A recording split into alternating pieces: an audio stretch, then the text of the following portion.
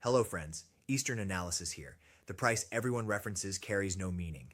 That 79 amount, complete diversion, you're checking mirrors while the car crashes. The genuine headline isn't the number flashing before your eyes. What truly matters carries far more weight than any figure hovering around the $80 mark. That's merely surface noise, a distraction from the earthquake happening beneath our feet. The actual story centers on one individual, one statement, and that statement originates from Elon Musk. During our fixation on price movements, while trading algorithms battled over fractions, one of Earth's wealthiest individuals, Tesla's chief executive, the leader of our planet's dominant solar power corporation, stepped onto X, the platform previously known as Twitter, and delivered 4 words that fundamentally altered this market's direction permanently. His response to coverage regarding the shortage situation read simply, "This is not good. Silver is needed in many industrial processes." To someone unfamiliar with context, these appear casual, like mere commentary, but understanding the source transforms everything. We're not hearing from some portfolio manager concerned about quarterly returns. We're not listening to financial television personalities chasing viewer engagement. This voice belongs to someone whose entire industrial empire, spanning electric vehicles at Tesla, solar installations at SolarCity, and electronics aboard SpaceX rockets, operates entirely dependent on this metal. Consider the fundamental physics. Silver stands as the periodic table's champion conductor. No substitution exists. This isn't negotiable for advanced technology sectors. High-efficiency solar panels require silver paste without exception.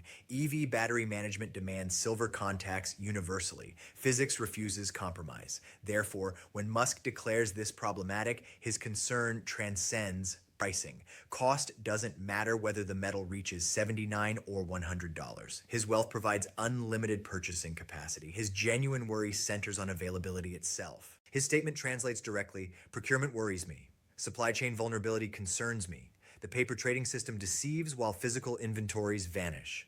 This marks the narrative's transformation point. Throughout the previous 5 years, we've engaged in financial combat. Silver enthusiasts versus banking institutions, retail participants versus short sellers. A contest of paper leverage, forced liquidations, and coordinated buying pressure. We desired upward price movement. They pushed for declines. Pure gambling. Yet starting this morning, financial warfare concludes, industrial warfare commences. When the world's largest industrial silver consumer publicly recognizes shortage conditions, we shift from speculation into survival mode. Tesla cannot manufacture silver through printing. They cannot derivative their path around scarcity. Without physical material, production halts. Halted production crashes stock values. Crashed stocks destabilize the empire. Musk carries effective short exposure to physical silver, short in the sense of requiring what he lacks. Unlike banking institutions settling through cash, Musk must settle using actual metal. Comprehend this distinction? When JP Morgan holds short positions and prices climb, they experience monetary losses. They issue payment, painful but survivable. When Tesla faces shortage conditions and supply exhausts, they forfeit production capability. They cease functioning as viable manufacturers of future technology. His tweet therefore signals every technology sector executive, from Tim Cook at Apple to Samsung's leadership to Korean battery manufacturers, that the scramble initiates now. He effectively fired the starting gun for massive corporate accumulation. Previously, these corporations operated under just-in-time inventory philosophy. They maintained several weeks' worth of material because they trusted the established system. They trusted London storage facilities. They believed metal procurement remained perpetually accessible through simple dealer contact. Musk's communication destroys that confidence. He examines identical data streams we monitor, the inventory cliff edge, the deficit situation, the China developments. His realization, just-in-time transforms into not-in-time. Consequences? Samsung reads his statement. They panic. They contact their refinery demanding, "Double our 2026 order. Actually triple it and vault it ourselves, not through you."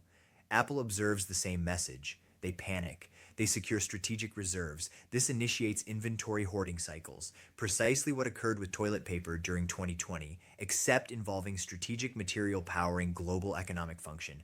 Everyone attempts simultaneous purchasing, not for speculation, but ensuring operational continuity. When industrial giants begin hoarding, pricing creates vacuum effects. They don't bid incrementally, they sweep entire order books. Everything at 79, everything at 85, everything at 90. This explains today's 79.57 peak. Markets front-run inevitable corporate panic. Algorithms recognize that Musk doesn't comment on commodities without material problems existing.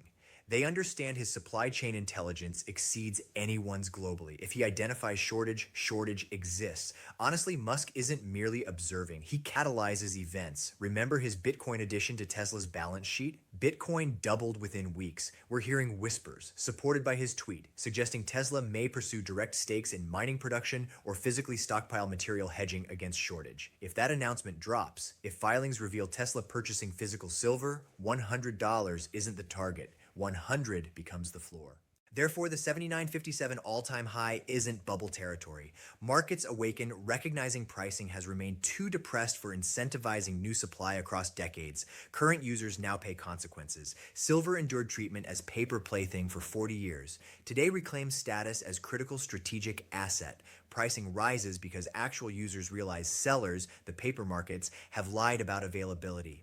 But here's the frightening element. Musk's alarm isn't just about general supply shortfalls. He isn't simply analyzing mining charts and calculating. He's focused on one specific calendar date, arriving in fewer than 4 days. He knows something mainstream coverage ignores. He knows that January 1st, 2026 activates history's single largest silver market disruption. He knows the world's largest refined silver producer prepares to lock gates. Musk's tweet responded to this specific news. He understands the China export licensing system isn't mere bureaucratic restructuring. It's blockade implementation. When you grasp what China intends, the specific thresholds, credit requirements, supply nationalization, you'll comprehend why Elon Musk worries. You'll understand why $79 silver represents opportunity, because Beijing's current actions constitute checkmate against Western industrial infrastructure. They're not just tightening markets, they're capturing them. This leads us into this new policy's details because the fine print absolutely terrifies anyone requiring silver outside China. This represents the specific nightmare keeping Elon Musk awake currently. Not vague feelings about depleting mines, a specific hard deadline striking global supply chains in exactly 4 days. January 1st, 2026 marks when game rules change permanently. China, the world's dominant refiner and processor, officially implements new export licensing for silver. Normally, export license suggests boring paperwork, bureaucrats stamping forms. Don't be deceived. In Chinese Communist Party language, export license politely substitutes for blockade. We've analyzed this new regulation's fine print. It's designed accomplishing one thing: strangling global markets while hoarding domestic supply. Requirements activating next week. Qualifying for silver export licenses out of China demands companies prove two things. First, annual production capacity minimally reaching 80 tons. Second, establish credit lines approximately 30 million US dollars. Why do these specific numbers matter? They're guillotines, designed severing small and mid-sized export market heads. Hundreds of smaller refineries, trading houses, independent brokers who previously supplied Western markets with silver become instantly disqualified. Too small, insufficient volume, inadequate credit lines. Overnight, they're banned from selling material to Apple, to Tesla, to Samsung. Where does their silver go? Cannot leave the country, therefore stays in China. Floods local Shanghai markets, goes directly to BYD, to KTL, to Chinese solar giants. This represents calculated resource nationalism. China effectively declares, we produce solar panels, we produce EV batteries, we need the silver. Why should we export our strategic advantage to the West? This exact playbook mirrors their rare earth metal strategy a decade ago. They tightened export quotas, crushed foreign competition, forced every major technology company relocating manufacturing to China for raw material access. Now repeating with silver. Timing isn't accidental. They're executing this right as global deficits hit critical mass, closing doors just as the building ignites. Elon Musk sees this. He knows China controls massive percentage of refined silver supply chain. Even when ore originates from Mexico or Peru, much flows through Chinese smelters and refiners. When that flow stops, global supply chain snaps. China controls roughly 60 to 70% of global refined silver processing capacity. When they restrict exports, global pricing becomes mythical. Two prices emerge: price inside China where metal exists, and price outside China where panic reigns. This explains why arbitrage we discuss is dead. Western traders used to claim, if silver is expensive in London, we'll simply buy from Shanghai and ship over. Not anymore. You can't ship over. You lack the license. You're not state-approved entities. Metal is trapped. This creates physical iron curtain. One side, China's industrial machine gets priority access. Other side, Western industry, Musk's industry, fights for scraps in markets that just lost their biggest supplier. This explains why the 79 price tag just begins. Markets attempt pricing a supply shock that hasn't officially started yet. January 1st is the start date. What happens in February when US electronics manufacturers attempt ordering their usual shipments from Chinese suppliers and receive force majeure notices, when they realize they can't acquire metal at any price because governments won't issue stamps, they'll turn to COMEX, they'll turn to London. But as we know, those vaults are already draining. Chinese export ban forces all Western demand into Western vaults, which accelerates the squeeze, concentrates panic into New York and London, transforms shortage into crisis. And you must ask yourself, why now? Why January 1st, 2026? Because China sees the numbers too.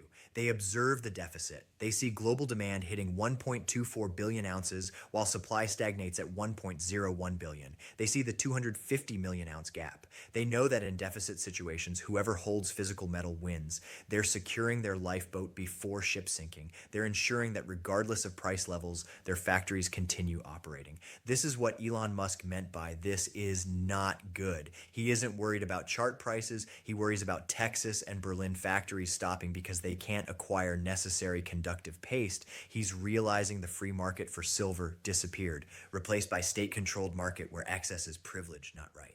This leads us directly into fundamental reality that financial world ignored too long. For decades, Wall Street told us silver was just volatile rock. They told us it was a pet rock. They told us it didn't matter. But industrial data tells different story. Data tells us silver is modern economy's oxygen. And right now, oxygen supply is being cut off by the one country controlling the valve. We need examining industrial reality of this market because the structural deficit isn't theory. It's mathematical certainty about to collide with this export ban in the most violent manner possible. You must understand China's export ban is just the match. The dynamite pile has been building for 5 years. Even before they decided nationalizing their supply, global silver markets were mathematically broken. We need discussing structural deficit because this is the data point transforming Elon Musk's "this is not good" tweet into prophecy. For the last 5 consecutive years, the world has consumed more silver than it produced. This isn't temporary glitch, not supply chain bottleneck caused by ships stuck in Suez Canal. This is geological reality. In 2025 alone, global demand for silver surged to 1.24 billion ounces, but global mining supply, it flatlined at 1.01 billion ounces. Do the math. That's nearly 250 million ounce gap in single year. Where did that extra silver come from? It came from above ground stockpiles, came from vaults in London and New York, came from recycling. But you can only drain a bathtub for so long before hitting the porcelain. And right now we're scraping bottom. Now, usually when a commodity gets too expensive, markets find substitutes. If copper gets too expensive, builders switch to aluminum piping. If platinum gets too pricey, car makers switch to palladium for catalytic converters. Wall Street assumes the same thing will happen with silver. They think if silver hits 100, Tesla will just use copper. They're wrong. And this is where physics enters. Silver is not just shiny metal. It's the single most electrically conductive element in the known universe. Conducts electricity better than copper, conducts better than gold, possesses highest thermal conductivity and highest optical reflectivity of any metal. In the world of high-efficiency electronics, in the world of EV batteries, 5G towers, and advanced solar panels, you cannot compromise on conductivity. If Elon Musk switches contacts in Tesla battery from silver to copper, efficiency drops, range decreases, heat increases, car becomes worse. If solar panel manufacturer switches from silver paste to copper paste, panel generates less power. In the race for energy dominance, good enough isn't an option. You need the best, and the best is silver. This explains why industrial demand now constitutes 50 to 60% of entire silver market. Think about that shift. 50 years ago, silver was for photography and silverware. It was precious metal. Today, it's strategic mineral. It's the DNA of green energy revolution. You cannot have Green New Deal. You cannot have net zero. You cannot have AI revolution without consuming billions of ounces of silver. This brings us back to Musk. He isn't just buying silver for jewelry. He's buying because his entire business model depends on it. Tesla and SolarCity are massive silver consumers. Every time they sell Model Y, they're selling silver. Every time they install solar roof, they're installing silver. Musk knows he's effectively world's largest naked short on physical silver. He's sold millions of cars and panels requiring silver in the future, but hasn't mined the metal yet. So when he sees China, the country refining vast majority of world silver, locking gates on January 1st, he realizes his supply chain is naked. He realizes the 250 million ounce deficit is about to become 400 million ounce deficit because Chinese supply is no longer available to the West. This transforms buyer psychology. For the last decade, industrial buyers were price sensitive. If silver went up, they bought less. Now they're price inelastic. If you need silver finishing a $50,000 electric car, you don't care if silver costs 25 or 100. Silver cost is tiny fraction of total vehicle cost, but without it, vehicle doesn't run. You'll pay any price acquiring metal. It's about chief procurement officers at Samsung, Apple, and Tesla screaming at suppliers to secure metal before competitors do. It's game of musical chairs, and China just removed half the chairs. Here's the most dangerous part for financial system. While industrial demand explodes to 1.24 billion ounces, paper market, futures market in New York still pretends silver is abundant. They're trading hundreds of times more paper than actually exist in vaults. They've built casino on top of mine that's running empty. We have specific number for this insanity. It's called paper to physical ratio. Right now, that ratio sits at 356 to 1. That means for every single ounce of real silver sitting in vault, there are 356 people holding paper claiming to own that ounce. What happens when Elon Musk and Samsung and Apple decide they don't want paper anymore?